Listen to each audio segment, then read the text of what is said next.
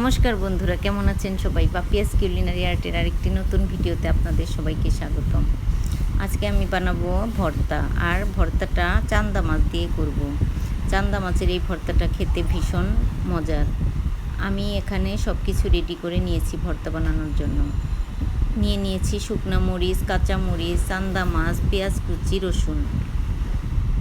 মাছটা আসলে আমি অনেকগুলোই নিয়েছি, আর সব কিছু অল্প অল্প নিয়েছি। আর মরিচ যা নিয়েছি এখান থেকে একটু কমিয়ে দেবো, কারণ মরিচগুলো অনেকটাই ঝাল। আমি প্রথমেই রসুন কুচি না বন্ধুরা, রসুনগুলো ভেজে নিচ্ছি। আস্ত রসুন ভেজে নিচ্ছি। মরিচ দিয়ে দিয়েছি, শুকনো মরিচ, কাঁচা মরিচ আর পেঁয়াজ কুচি সব একসঙ্গে আমি ভেজে নেব। এগুলো ভেজে নিয়ে তারপর আমি মাছটা ভেজে নেব। আসলে ভর্তা বলতেই মজার একটা খাবার, কারণ ভর্তা দিয়ে যে টেস্ট করে ভাত খাওয়া যায় সেটা আপনারা সবাই জানেন। এবার আমি নুন হলুদ মাখিয়ে চান্দা মাছগুলো ভেজে নিচ্ছি। আমাদের এখানে এই মাছগুলোকে আসলে আমরা চান্দা মাছ বলি। আপনারা কে কী বলেন অবশ্যই কমেন্টে জানাবেন।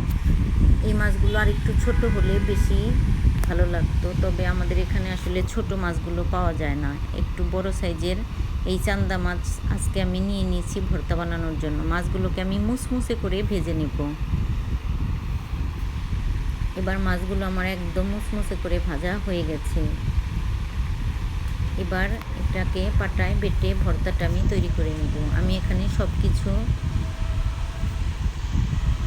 ভেজে তারপর নিয়ে এসেছি। এবার বাটাবাটির পালা। প্রথমেই চান্দা মাছগুলো আমি পাটায় দিয়ে দিলাম, আর প্রথমে আমি এই মুসমুসে মাছগুলোকে আগে বেটে নেব।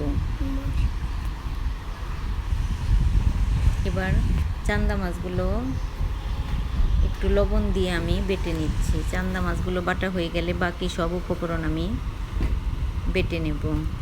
তো বন্ধুরা, আমার আজকের এই ভিডিওটা কেমন লাগলো অবশ্যই কমেন্টে জানাবেন, লাইক কমেন্ট শেয়ার করবেন।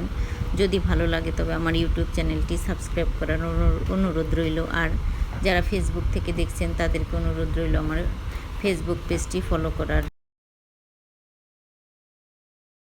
ভিডিওটি দেখার জন্য সবাইকে অসংখ্য ধন্যবাদ। এবার চান্দা মাছগুলো আমি বেটে নিয়েছি। এবার রসুন, পেঁয়াজ আর মরিচগুলো আমি বেটে নিচ্ছি। তবে বন্ধুরা, মাছগুলো আগে বেটে তারপর রসুন আর মরিচগুলো বেটে 2-3 বার বেটে নেওয়ার পর একসঙ্গে বেটে নিতে হবে, সব একসঙ্গে। তাহলে একদম মিহি করে ভর্তাটা হবে, কোনো মুখে কাটা বাজবে না এবং খেতেও দারুণ লাগবে। আমি অবশ্য কাটাগুলো ফেলেই দিয়েছি। চান্দা মাছের কাটাগুলো খুব সুন্দর করে কেটে তারপর ধুয়ে নুন হলুদ মাখিয়ে ভেজে নিয়েছি।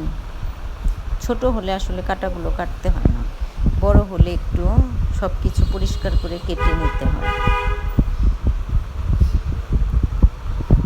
তৈরি হয়ে গেল আমার খুব মজার এই চান্দা মাছের ভর্তা। তো বন্ধুরা, আজকে এই পর্যন্তই। যদি ভালো লাগে